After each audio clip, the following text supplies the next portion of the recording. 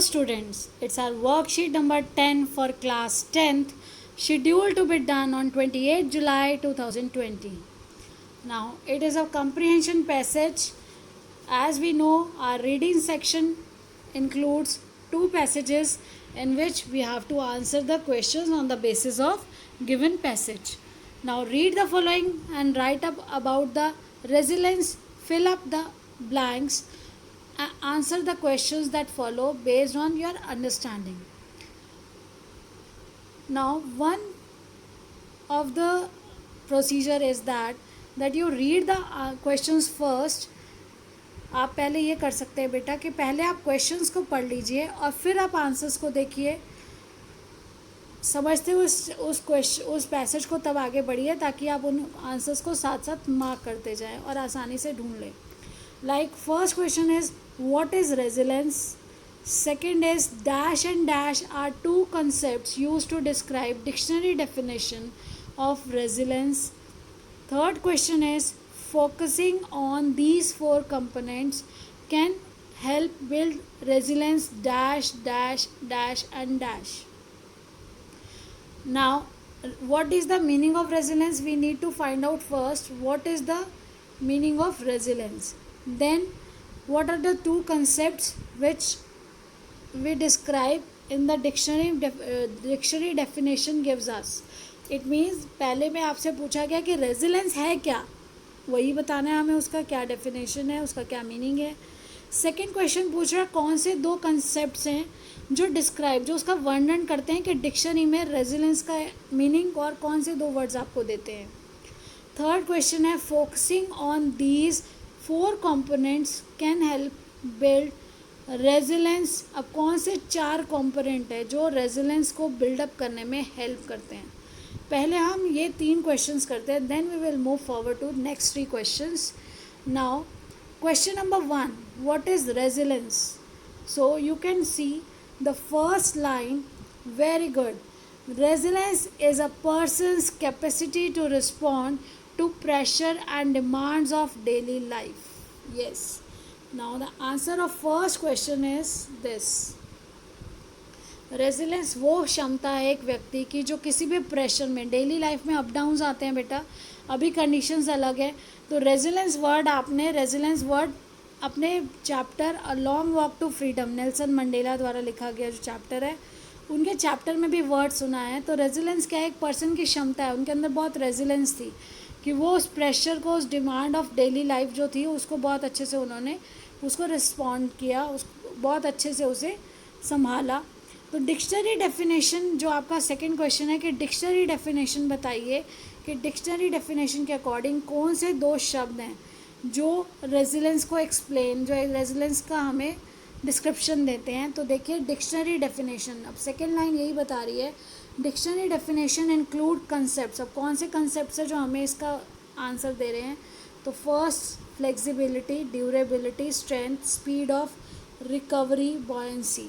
तो ये सारे वर्ड्स हैं जो हमें रेजिलेंस के मीनिंग का ही मीनिंग के बारे में ही बता रहे हैं, उसके कंसेप्ट्स को क्लियर कर रहे हैं कि रेजिलेंस एक्चुअली होता क्या है, कि हमारे अंदर कितनी स्ट्रेंथ है, हमारे अंदर कैसी स्पीड है, हम कितनी जल्दी कोप अप करते हैं किसी सिचुएशन में. अगर जनरल वर्ड कहेंगे तो capacity to cope up in any situation, हम कैसे उससे जल्दी से बाहर निकलते हैं किसी भी परेशानी से. Now the third question was focusing on these four components can help build resilience dash dash dash and dash. It means we have to find out the four components which help us to build resilience. Now see, the answer of the third question is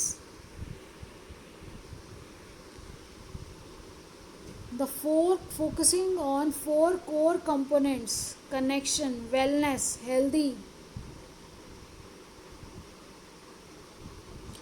thinking and meaning. तो ये आपके सारे components हैं जो आपको वहाँ पर answer लिखना है.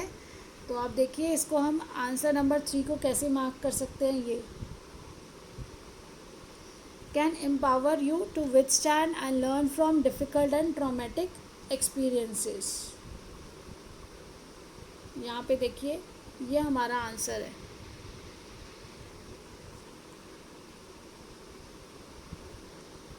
फ्रॉम फोकसिंग ऑन से लेकर आप यहाँ थिंकिंग तक देखिए, आपका यही आंसर है.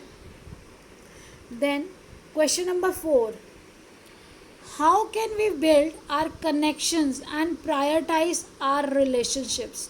तो हम कैसे अपने कनेक्शंस को और कैसे प्रायोरिटाइज होता है, आप बताइए आपके लिए कौन सी चीज़ ज़्यादा ज़रूरी है.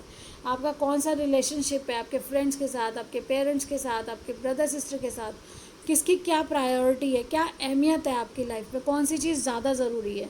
तो ये चीज़ें आप कैसे कर सकते हैं. तो आप देखिए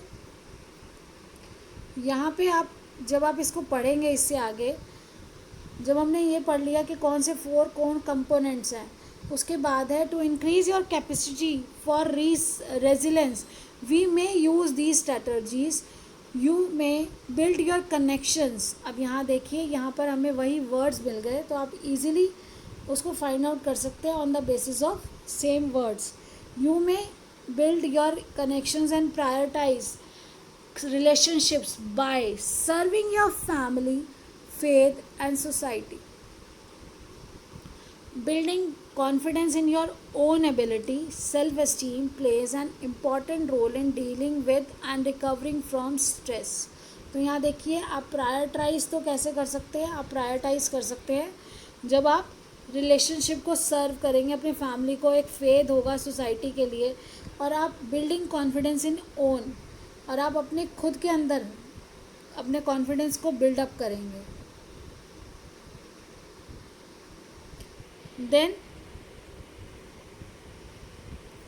next question is find 2 strategies that can be use to build resilience as mentioned in the passage. तो आप देखिए क्वेश्चन नंबर 4 का आंसर जो था, यहाँ पर हमें क्वेश्चन नंबर 4 का आंसर मिला था. जो क्वेश्चन नंबर 4 का आंसर है वो यहाँ से था. यहाँ पे यू में की जगह आप लिखेंगे वी में. आप आंसर करते हुए इसको यू को वी कर देंगे. We may build our connections and prioritise relationship serving, यहाँ योर की जगह आप कर सकते हैं our family, faith and society. तो यहाँ पे ये आपका आंसर नंबर 4 हो जाएगा. देन आपका आंसर नंबर 5 पूछा है कि कौन सी ऐसी चीज़ें हैं जो आप करेंगे जिससे आपका ये बिल्डअप होगा. तो आपके स्ट्रेटजीज कौन कौन सी हो सकती हैं. आपकी स्ट्रेटजी है building confidence in your own ability.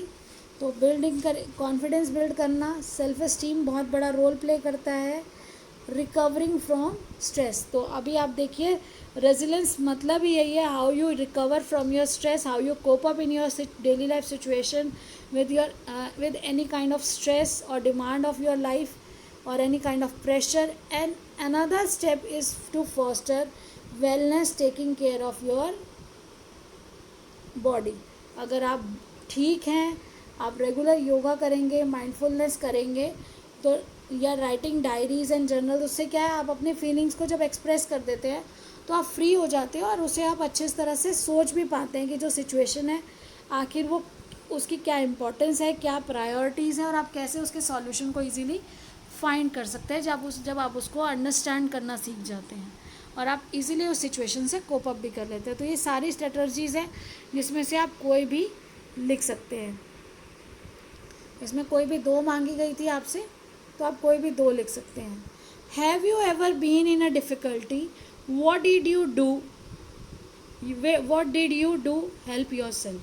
तो आपने कभी भी ऐसी अगर डिफ़िकल्ट सिचुएशन फेस की है तो आपको उसके बारे में बताना है, और बताना है कि कैसे आपने उस टाइम पे रेजिलेंस अचीव किया, कैसे आपने उस समय उस सिचुएशन से, स्ट्रेस से, उस प्रेशर से कोप अप किया.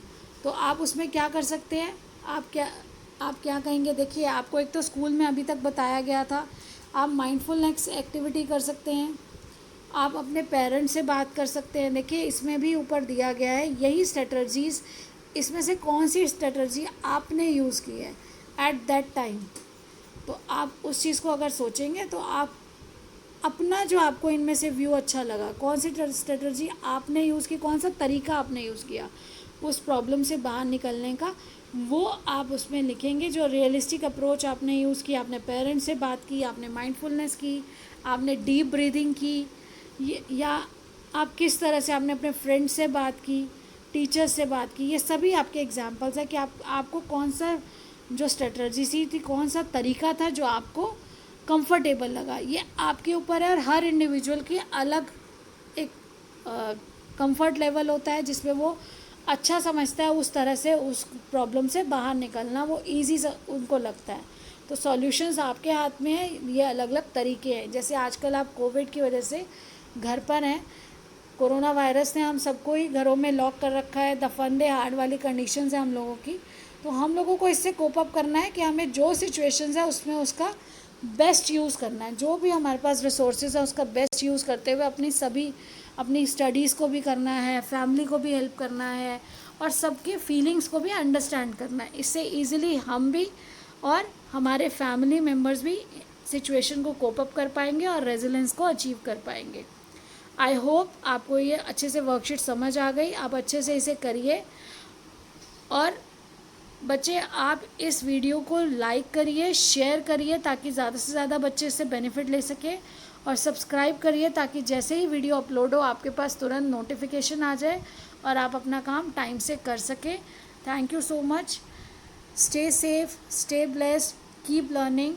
Thanks a lot.